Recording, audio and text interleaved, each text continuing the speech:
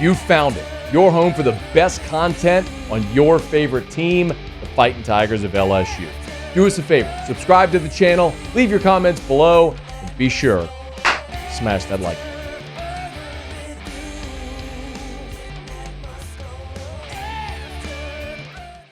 button. So Brian Kelly met with reporters, and as you would imagine, one of the topics that came up was going to be potential staff changes. So far, it's been quiet on the home front, but there's been a lot of conversation, mostly around Matt House. Is he going to be retained? And if he is, what seemingly inevitable changes are coming?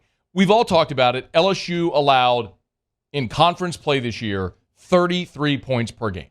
You cannot be historically bad and maintain the status quo. You have got to change something. You cannot maintain the status quo and just assume it's going to be better. Is getting better players the most important part of that? Absolutely, no doubt. But you also, with the talent you had, there's no excuse for you being as bad as you were. So staff changes have to come. Is it Matt House? Is it other defensive staff? That's going to be something Brian Kelly's going to have to address. And he was asked about it and said he's not even quite yet to the staff evaluation part of the offseason. Last week was really about our players. This week we're really recruiting, and then we'll get to other evaluations within the staff. Once recruiting goes dead and our coaches' responsibilities have completed, they have responsibilities, and they have to finish off their responsibilities to LSU. Then we'll do evaluations of staff, and so that's another week away. So another week away before they even get to the staff evaluations. I think there's two ways to look at this. First of all, Brian Kelly said there does make some sense that you could say, okay, well, you're in a recruiting period. Once you get to the dead period, then you can focus on staff changes because you need guys to go recruit.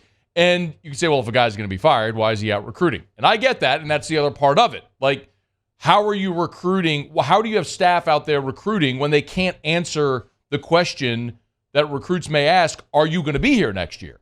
So it's a very valid question, and they don't have the answer to it as of yet because they haven't gone through the evaluation. So that's probably a case-by-case basis. I think one thing that you pretty consistently hear recruits say, or one of the pitches to recruits is, don't commit to a coach. Certainly don't commit to an assistant coach. Commit to a school.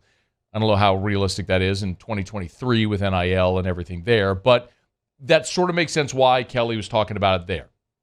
So if you wait until the recruiting dead period to have your staff evaluations, which are a week away, then ultimately you get to that point.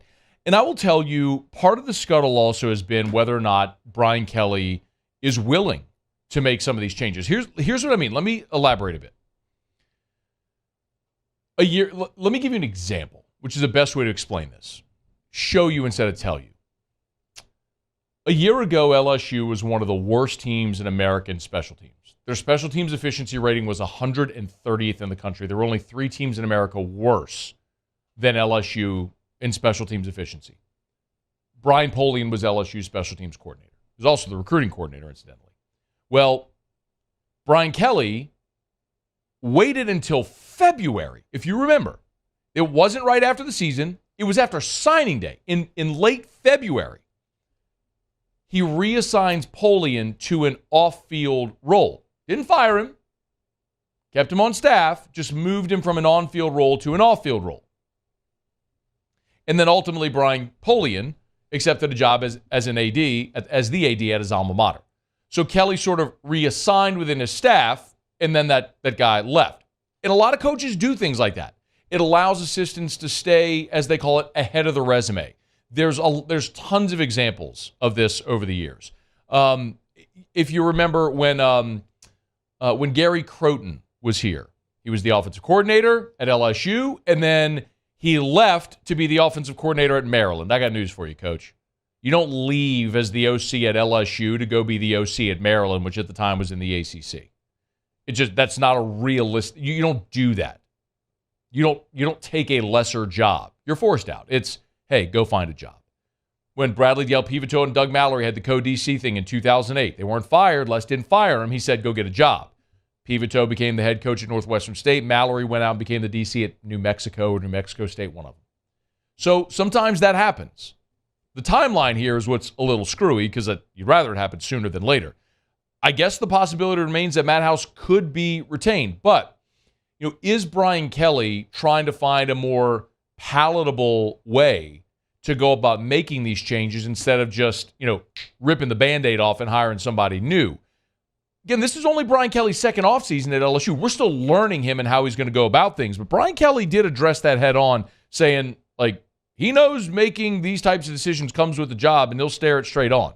I was 3 games into a season in 2016 in Notre Dame. I had to fire my defensive coordinator, and he was in my wedding. Those aren't easy decisions, okay? I'm not afraid to make those decisions, and I'm going to do what's best for LSU's football program and the pursuit of a national championship. But I'm going to do it informed. I'm going to do it for what's best for the program because it's involving players, it's involving coaches, it's involving all things as it relates to being more successful as a defense. So it's not on one person, it's collectively. And so if it was that easy, we would have been in a different place. That one person, of course, he's talking about is Matt House. Now, the coach that he fired 3 games into the season back in 2016 was Brian Van Gorder. And Brian Van Gorder was with Brian Kelly at Central Michigan and was, if you remember, DC of the Atlanta Falcons. And that was the one miss that he had as a DC during his time at Notre Dame. And after Van Gorder, I'll remind you, Brian Kelly brought in Mike Elko. And that went very well. And then Elko left Notre Dame for A&M, became the head coach at Duke. Now he's the head coach at Texas A&M.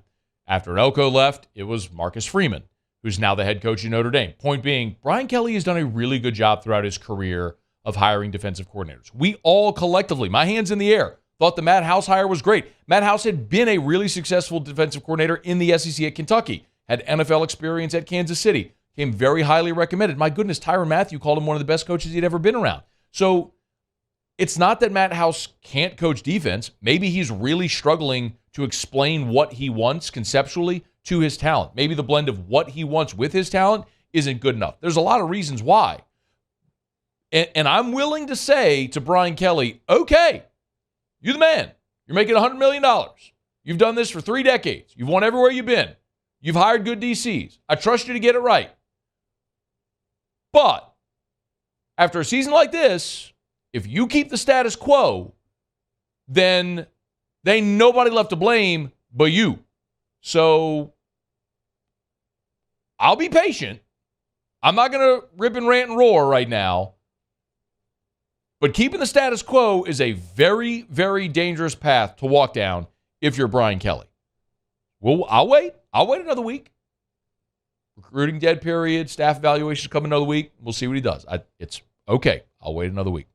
One more. Brian Kelly was asked about continuity on staff, which clearly there has not been a lot at LSU over the last 5 years. You're 2 years in. You've developed a culture within your program, a way to communicate, a routine, habits, things that you want your leadership to espouse on a day-to-day basis. You have to factor those in terms of making a decision. But you also have to factor in the play of your defense. And are there things that are correctable, right, under that leadership? Are there things that are not correctable? So all of that has to be considered when making those kinds of decisions. All right. Well, we'll wait. I'll be patient. And I'll react whenever we have news. But if the news is no news, Brother Brian Kelly put himself strictly, directly in the crosshair. Hey, thanks so much for watching. Please leave your comments. I love to interact. And be sure to hit the red subscribe button below.